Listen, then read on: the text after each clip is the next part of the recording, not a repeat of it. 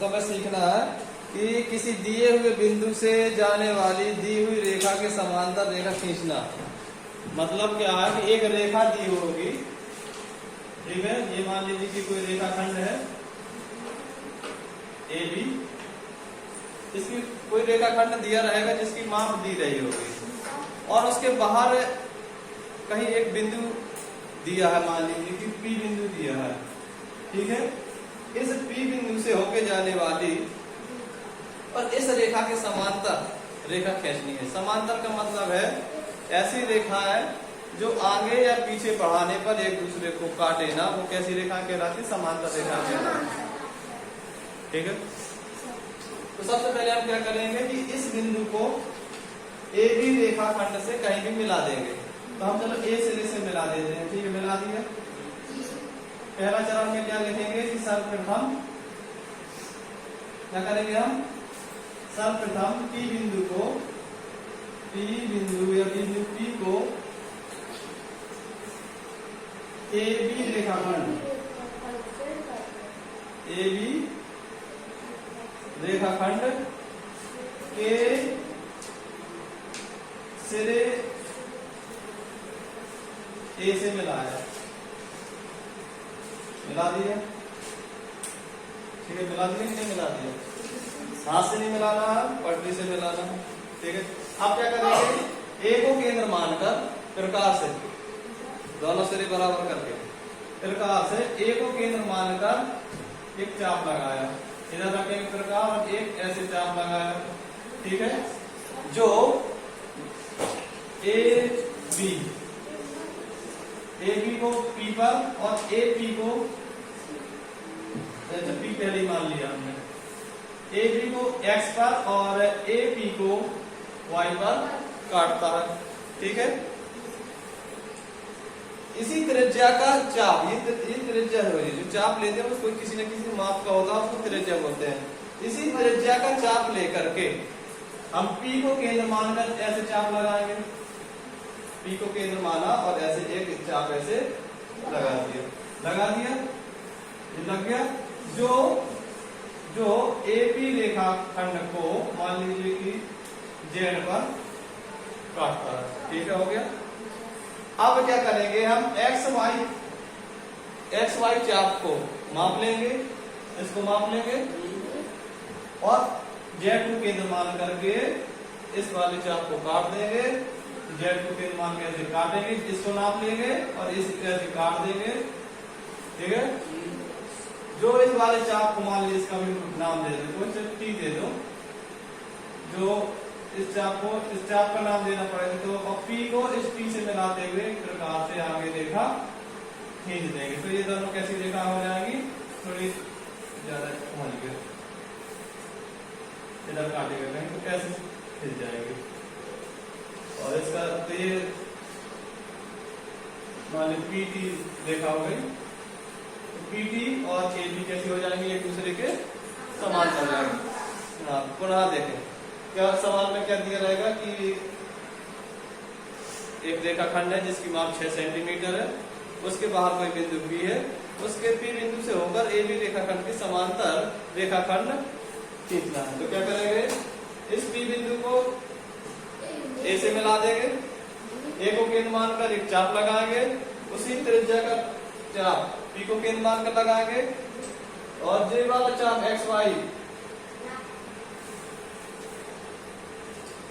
A B रेखाखंड को x बिंदु पर और ए पी रेखाखंड को वाई बिंदु पे काटता है। एक्स वाई को माप लेंगे और जेड पे रख कर एक चाप लगाएंगे। का पहला सवाल है कि अपनी अभ्यास पुस्तिका पर दो समांतर रेखाएं ए बी और सी डी खींचिए। बिंदु ए और सी पर 30 अंश का कोण, बिंदु ए और सी पर क्रम से 30 अंश और 60 अंश के कोण बनाते हुए रेखाखंड ए एम और रेखाखंड C M खींचिए।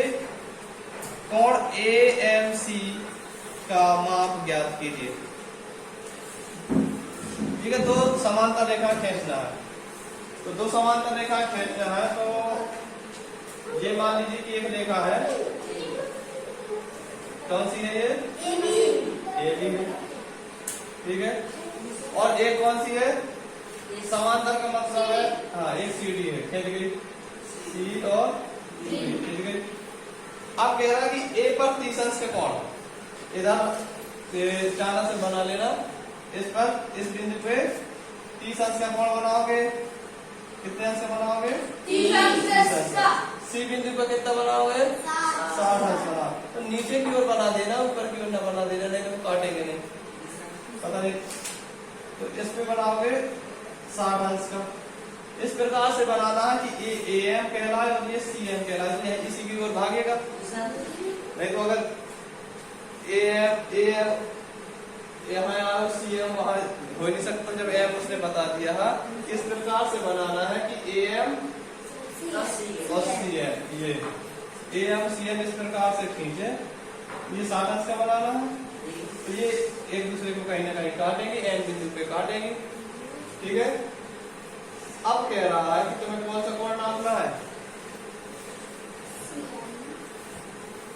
A M C को मापिए, कोण ए एम सी को मापना है। तो इस कोण को माप लेना है, चांदा से मापना है, यहाँ पे रखोगे चांदा को माप लो।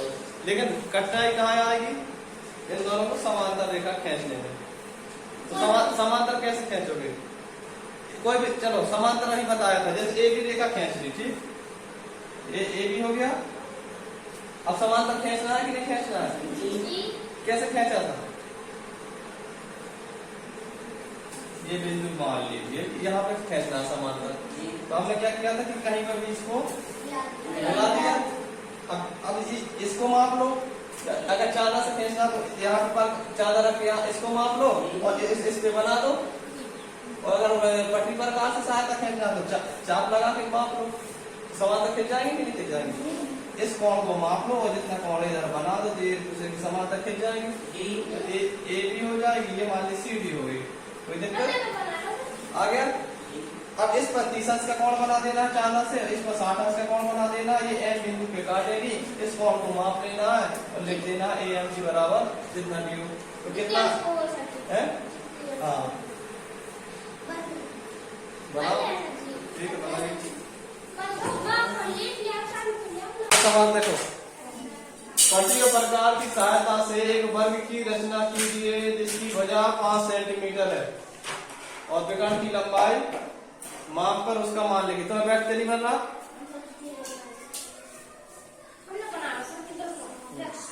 तो पट्टी प्रकार की सहायता से वर्ग, वर्ग क्या होती है? एक ऐसी चतुर्भुज आकृति जिसकी प्रत्येक भुजा बराबर हो और प्रत्येक कोण कितना हो? 90 अंश का हो। तो क्या करेंगे? सबसे पहले 5 सेंटीमीटर की एक रेखाखंड खींच लेंगे, ठीक है, इसका नाम ए बी मान लीजिए, ठीक है। अब पता है कि यहाँ पे कितने अंश का कोण बनेगा? 90। यहाँ पे कितने अंश का कोण बनेगा? 90। तो कैसे बना लेंगे? पट्टी प्रकार से एक चाप ऐसे लगाएंगे, एक बार काटेंगे, 2 बार काटेंगे, फिर इधर से इधर काटेंगे, इधर से इधर काटेंगे और इस प्रकार से खींचेंगे।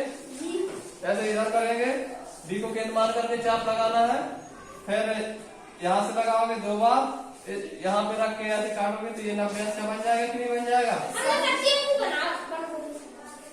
बनेगा। 90 अंश बन गए। अब प्रकार से 5 सेंटीमीटर को क्या कर लोगे? माप लोगे और 5 सेंटीमीटर यहाँ रख के चाप लगाओगे, 5 सेंटीमीटर यहाँ चाप लगाओगे, तो ये 5 काट लोगे, ये 5 काट लोगे और इसको और इसको क्या कर दोगे?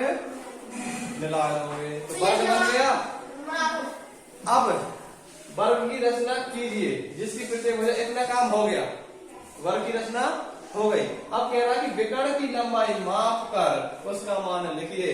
तो यहाँ इसका नाम दे दो सी, इसका नाम दे दो डी। तो ए बी सी डी एक वर्ग बन गया।